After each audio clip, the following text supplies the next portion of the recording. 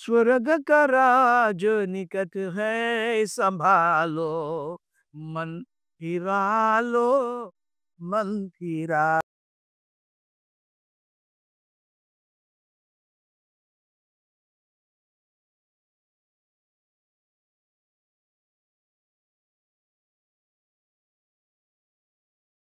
नावामध्ये तुमचं सर्वांचं स्वागत.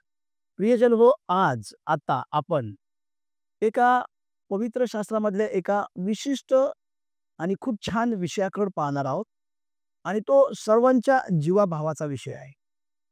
आणि तो जर विषय आपल्या जीवनामध्ये नाही आला, तर आपलं जीवन हे बंजर जीवन राहू शकतं. आणि तो विषय आहे रिपेंटन्स, पश्चाताप. रिपेंटन्स म्हणजे काय? रिपेंट ही भिंत आहे, ही नवीन झाली, भिंत तीच आहे, कलर तोच आहे. त्याच पद्धतीचा कलर आपल्याला द्यायचा आहे रिपेंट. येशूच्या रक्ताचा कलर. आता प्रभू येशू ख्रिस्त मत्ती सुवर्तमानाच्या 3ऱ्या अध्यायामध्ये ज्यावेळेस काहीतरी लोकांबरोबर बोलतात, त्यावेळेस त्यांच्या मुखातून आलेला पहिला जो शब्द आहे, तो आहे पश्चाताप करा, कारण स्वर्गाचं राज्य जवळ आहे. स्वर्ग का राज निकट है संभालो, मन फिरा लो, मन फिरा लो. आपलं मन फिरवणं परमेश्वराकडं. पहा, होशेचं पुस्तकाचं 6वा अध्याय आणि पहिल्या वचनामध्ये अशा प्रकारे म्हटलंय, come let us return to the lord. चला आपण परत परमेश्वराकडे जाऊ. म्हणजे परमेश्वराकडे वळलो. जेव्हा आम्ही परमेश्वराकडे जातो, वळतो, पश्चाताप करतो, तेव्हा देवाला आनंद होतो. स्वर्गामध्ये देखील आनंद होतो. स्वर्गामध्ये एन्जॉय केला जातो. आपण ह्या पश्चातापाबद्दल पाहूया. जर आपण पश्चाताप केला नाही, तर आपण विदाऊट ख्राइस्ट ख्रिश्चन असं असं होणार आहोत. डॉक्युमेंटरी ख्रिश्चन, चर्चला जातो, near the cross but lost. अशा प्रकारची परिस्थिती, अशा प्रकारची पोझिशन आपली होऊ शकते. आणि म्हणून पश्चाताप हा खूप महत्वाचा आहे. पवित्र शास्त्रामध्ये, उत्पत्तीच्या ग्रंथाच्या 12व्या अध्यायाच्या दरम्यान एक व्यक्ती होऊन गेला. त्या व्यक्तीचं नाव होतं इयोब. आता जो हा इयोब नावाचा व्यक्ती आहे, हा सदव होता, सदन. पण सेम टाइम तो सरळ, सात्विक, देवाला भिवून वागणारा आणि पापापासून दूर राहणारा अशा प्रकारचा व्यक्ती होता. मग काही संकट त्याच्यावर आली आणि ते संकट भयंकर होते. त्याचे लेकरं पण मरण पावले, प्रॉपर्टी पण सुरू गेली. आणि अशा अवस्थेमध्ये त्याची पत्नी अशा प्रकारे म्हटली, "अरे देवाचं नाव घ्यायचं सोडून दे आणि मरून जा." ही पंडित रामाबाईची भाषा. देवाचं नाव घ्यायचं सोडून दे आणि मरून जा. का बरं म्हटली असावी? त्याचं पहिलं कारण असं, की त्याच्या शरीरावर फोड आले होते आणि ते फोड पण कुत्रे चाटायला लागले होते. म्हणजे इतकं दुर्दैव्य किंवा खूपच दुःखाचे प्रसंग त्याच्या जीवनावर आले. परंतु अशा परिस्थितीमध्ये तो देवाचे उपकारच मानत होता. देवाला देवाकडून घ्यायचं आणि देवाला द्यायचं नाही का? अशा प्रकारच्या गोष्टी तो बोलत होता. मग त्याचे मित्र आले, अलिपस, तेमानी, बिल्दद, शुई आणि सोफरा नामाती. आता या ठिकाणी आपण पाहूया, हे 3 मित्र आणि इयोब जवळ-जवळ 7 दिवस फक्त शांत बसले. म्हणजे सकाळी झोपेतून उठायचं, फ्रेश व्हायचं आणि मौन धारण करून बसायचं. ते मौन आपल्याला प्रत्येकाला शिकण्याची गरज आहे. 7 दिवस कोणीच कोणाबरोबर बोलायला तयार नाही. आणि 7 दिवसानंतर मग अलिफज बोलला, तेमानी. मग बिल्दद बोलला, शुही. आणि मग सोफर नामाती बोलला असावा. पण बोलले ते बोलले त्याने इयोबाचं कौतुक करण्याच्या ऐवजी किंवा इयोबाला एन्करेज करण्याच्या ऐवजी किंवा इयोबाला थोडंसं यातून दे तुला बाहेर काढील असं म्हणण्याच्या ऐवजी त्याला दोषच दिले. 13व्या अध्यायाच्या 15व्या वचनामध्ये इयोब म्हणतो, "त्याने मला ठार मारले तरी मी त्याची साक्ष धरणार." What a great dedication my beloved friend. किती मोठं समर्पण त्याचं. त्याने मला ठार मारले. तो देवाच्या विरोधात एकही शब्द बोलला. आणि मग जेव्हा शेवटी देव त्याच्याशी बोलला, सर्वांशी बोलला, त्यावेळेस देव अशा प्रकारे म्हणतो, की माझा सेवक इयोब जसा यथार्थ बोलला, तसे तुम्ही बोलले नाही. आणि मग 6व्या वचनामध्ये आता आपण पाहणार आहोत. इयोब 42:6. त्या ठिकाणी तो अशा प्रकारे म्हणतो, की या सर्व गोष्टी मी कर्णोपकर्णी ऐकल्या होत्या. परंतु आता मी प्रत्यक्ष देवाला पाहिलेलं आहे. अर्थात योग 19:25 मध्ये तो ज्यावेळेस मरणासन्न स्थितीत होता, त्यावेळेस तो अशा प्रकारे म्हणतो, "मला तर ठाऊक आहे, की माझा उद्धारक जिवंत आहे." What a commitment! मला तर ठाऊक आहे, की माझा उद्धारक जिवंत आहे आणि ती तो पृथ्वीवर येईल. माझी त्वचा छिन्न-भिन्न होऊन नष्ट झाली तरी मीच देवाला पाहीन. आणि इयोबासारखी परिस्थिती अनेकाच्या जीवनामध्ये येऊन गेलेली आहे. पण इयोबाने त्याच्या मुख जिवेने काहीही पाप केलं नाही. 16व्या अध्यायाच्या 2ऱ्या वचनामध्ये तो त्या 3 मित्रांना म्हणतो, "तुम्ही तर भिकार साधपण करता. You all are the miserable comforters." परंतु 6व्या वचनामध्ये मग तो अशा प्रकारे म्हणतो 42:6 मध्ये, की "मी धूळ राखेत बसून पश्चाताप करत आहे." आता त्याने पापच काय केलं होतं मला सांगा बरं? त्याने मुखाने पाप केले नव्हतं. तो सरळ होता, तो सात्विक होता, तो देवाला भिवून वागणारा होता आणि तो म्हणजे पापापासून दूर राहणारा होता. 10व्या वचनामध्ये 42:10 मध्ये गॉड ब्लेस्ड हिम डबल. देवाने त्याला दुप्पट सगळ्या गोष्टी दिल्या. बैलाच्या 500 जोड्या होत्या, बैलाच्या 1000 जोड्या मिळाल्या आणि बाकीची सर्व प्रॉपर्टी दुप्पट मिळाली. परंतु तो म्हणतो, "मी धूळ राखेन बसून पश्चाताप करताय." इतका हा पश्चाताप आपल्या सर्वांसाठी महत्वाचा आहे आणि म्हणून प्रियजन हो, ख्रिस्ताचं येणं जवळ झालेलं आहे. प्लीज गो अँड पश्चाताप करा. नंबर 2 ची गोष्ट आपण पाहूया. प्रेषितांच्या कृत्याचा 2रा अध्याय आणि 38व्या वचनामध्ये पेत्र लोकांना म्हणाला, "पश्चाताप करा आणि तुमच्या पापांची क्षमा व्हावी म्हणून तुम्ही सर्वजण प्रभू येशू ख्रिस्ताच्या नावामध्ये बाप्तिस्मा घ्या." पश्चाताप करा. तुम्हाला आणि मला प्रत्येकाला पश्चातापाची खूप गरज असते. कारण आपण पापी आहोत. आपण पापामध्ये असतो. आपण रेग्युलर पाप करतो. आपल्या जीवनातून पाप दिसतं. लोकांना पण दिसतं आणि कधी-कधी आपल्याला पण दिसतं. आणि जर तुम्ही म्हणाल, "नाही, असं नाही." मग एक गीत आहे आमच्या पुण्याचं ते म्हणजे गेलो कुठे कसा मी ख्रिस्तास स्वर्गथावे नाही कसे म्हणावे याच्याकडे पुराल. तर त्याला सर्व प्रकारचे पुरावे because Christ is advocate also. तो वकील पण आहे. त्याच्याकडे आहेच जर पुरावे आपल्या विरोधातले आणि म्हणून गो ॲट जा आणि पश्चाताप करा. बऱ्याच गोष्टी आहेत. प्रभू भोजन घेण्याच्या अगोदर देखील वचन सांगतं आत्मपरीक्षण करा. म्हणजे जा आणि पश्चाताप करा. सर्वांची माफी मागा. कितीतरी लोक प्रभू भोजन घेण्याच्या अगोदर माफीच मागत नाही. कसं ते प्रभू भोजन आपल्या जीवनाला लागू होणार? That will become only formality not reality. जा माफी मागा. मी तर जाहीर माफी मागायला तयार आहे सर्वांची. जर मी कुठं चुकलो, कारण योग अशा प्रकारे म्हटला, मी कुठं चुकलो हे मला समजून सांगा. मग आपण तिसरी गोष्ट आपण पाहूया, ती म्हणजे 17वा अध्याय आहे. प्रेषितांची कृत्य याचा 17वा अध्याय आणि 30वं वचन. अज्ञानाच्या काळाकडे देवबापाने देहघात केली, परंतु आता सर्वांनी सर्वत्र पश्चाताप करावा. आपण आपल्या जीवनामध्ये काही चुका केलेल्या आहेत. मी तरुण असताना माझा एक मित्र मला नेहमी म्हणायचा, आम्ही इंजिनिअरिंग करत होतो. "चालव्यात चल आपण चर्चला जाऊया." त्यावेळेस मी टीव्ही सीरियल्स पाहायला जायचो. पश्चाताप होतो, पश्चाताप झाला, पश्चाताप केला.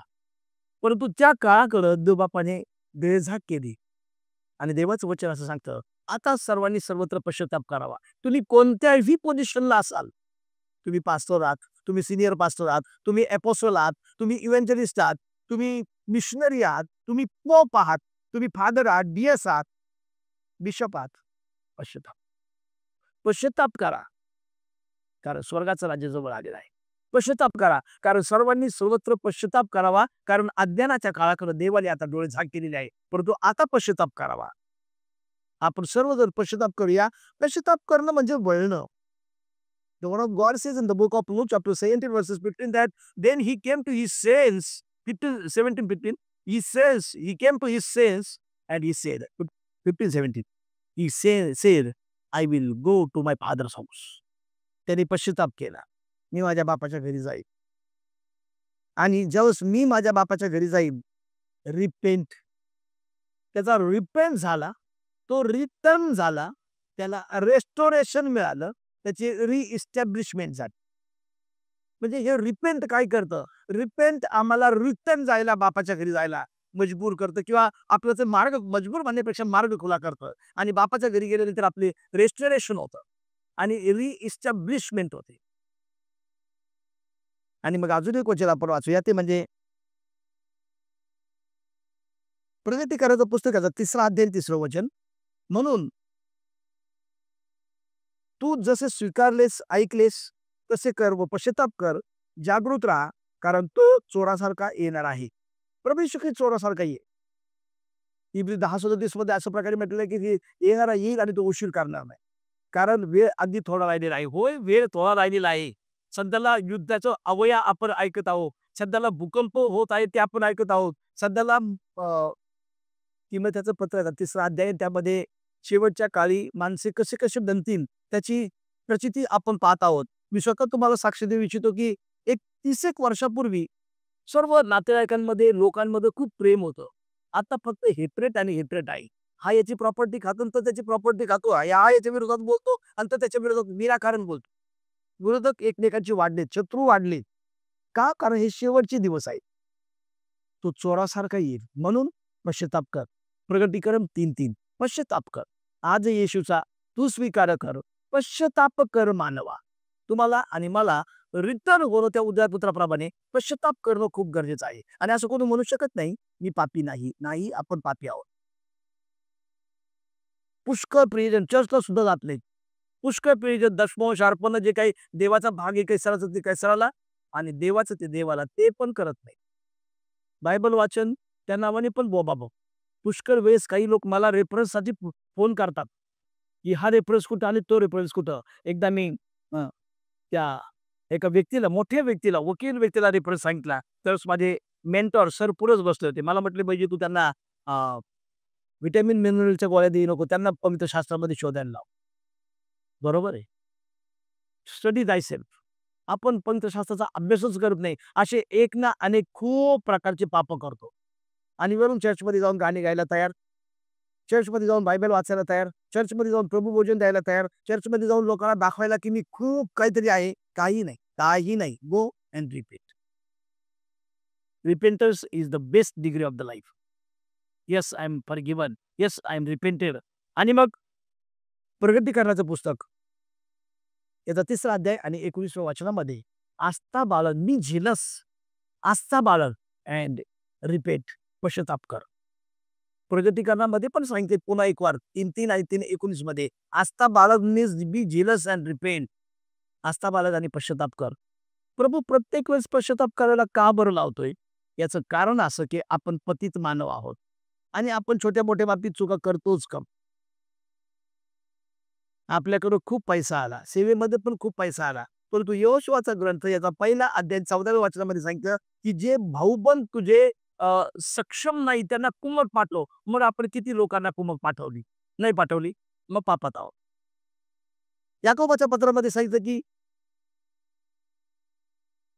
विधवा आणि अनाथ आणि पोरके याची सुधी घे किंवा यांची काळजी घे. किती केलं? नाही केलं. मग पापात आहे.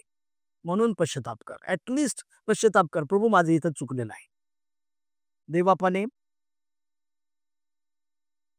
योएलचं पुस्तक 3रा अध्याय 15 ते 18 वचन, 5 ते 18 वचनामध्ये पुऱ्या राष्ट्राला सांगितलं पश्चाताप करा. ओ राष्ट्राला सांगितलंय पश्चाताप करा आणि पश्चातापाचे परिणाम चांगले होतात. त्याचं उदाहरण मी तुम्हाला नंतर सांगेल.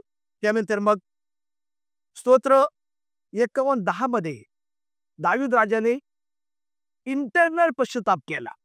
देवबापाने नॅशनल पश्चाताप करायला लावला. आता इंटरनल त्या ठिकाणी अशा प्रकारे म्हणतो, की माझ्यामधून पवित्र आत्मा काढून घेऊ नको. माझ्या ताई शुद्ध हृदय पुन्हा उत्पन्न कर. आता मी दावीदाची स्टोरी सांगत नाही. त्याने काय केलं? परंतु तो म्हणतो, की आता पवित्र आत्मा काढून घेऊ नको. त्यांनी पश्चाताप केला. इंटरनल पश्चाताप केला. आणि मग प्रेषणांची कृत्य याचा 9वा अध्याय आणि 1 ते 20 यामध्ये संत पौल आहे आणि तो पौल ख्रिस्ताच्या शिष्यांना धमक्या देत होता, हाणमार करत होता. परंतु त्याने रिअल पश्चाताप केला. खरा पश्चाताप. आणि मग तो प्रभूचा खरा दास बनला. मग खरा पश्चाताप करा, अंतर्गत इंटरनल पश्चाताप करा अँड नॅशनल राष्ट्रीय पश्चाताप करा. आणि इब्रिकाराचं पत्र अशा प्रकारे सांगतं, की जर आपण खरा पश्चाताप केला नाही तर याप्रमाणे तो अनरिअल होईल. त्याला पश्चातापाची नंतर मग संधी मिळाली नाही. त्यांनी खूप मोठ्याने ओरडला, की आता माझं ज्येष्ठत्व मला मिळायला पाहिजे, नाही मिळालं. म्हणून अनरिअल पश्चाताप नाही, खोटा पश्चाताप नाही. कधी-कधी आपण बाप्तिस्मे घेतो. एक कोरडा पातकी बाप्तिस्मेच्या हौदामध्ये किंवा नदीमध्ये उतरतो आणि ओला पातकी वर येतो. पाप तेच आहेत. फक्त शरीर ओलं झाले, अंतःकरण बदललेलं नाही. असं जर असेल तर आज येशूचा तू स्वीकार कर, पश्चाताप कर मानवा. त्या पश्चातापाची एक स्टोरी सांगून संपवतो. इंग्लंडच्या एका गावामध्ये एक मनुष्य गेला आणि तिथल्या एका लिटल जॉनीला त्याने विचारलं, "जॉनी, आय नीड अ बार." त्यावेळेस जॉनी म्हटला, "व्हॉट इज धिस बार?" मग त्याने सांगितलं, की "that is a wine shop." मग जॉनी त्याला अशा प्रकारे म्हटलं, की 100 वर्षापूर्वी ऑलरेडी जॉनी फक्त 9 वर्षाचा होता. 100 वर्षापूर्वी या ठिकाणी जॉन वेस्ली साहेब आले होते. त्यांनी आम्हाला आमच्या ह्या गावाला पश्चात्तापाची घोषणा केली. सर्वांनी पश्चात्ताप केला. सर्वत्र पश्चात्ताप केला. रिअल पश्चात्ताप केला. नॅशनल पश्चात्ताप केला. इंटरनल पश्चात्ताप केला. तेव्हापासून आमच्या गावामध्ये दारूचं दुकान नाही. त्याला म्हणतात पश्चात्ताप. कोणतीच चुकीची गोष्ट नको. आणि मग त्याला वाटलं, की आपणही पश्चात्ताप करावा आणि असं म्हणतात इतिहासामध्ये, की त्या व्यक्तीने पण पश्चात्ताप केला. म्हणून प्रियजनो, या ठिकाणी आपण कोणीही असो, आपण प्रभूसमोर जाताना भीत-भीत आणि कापत-कापत जाऊया. कारण प्रभूच मोठा आहे आणि प्रभूच मोठा आहे आणि प्रभूच मोठा आहे. योना आणि नोहा. योनाने 1,20,000 लोकांना प्रभूकडे आणलं.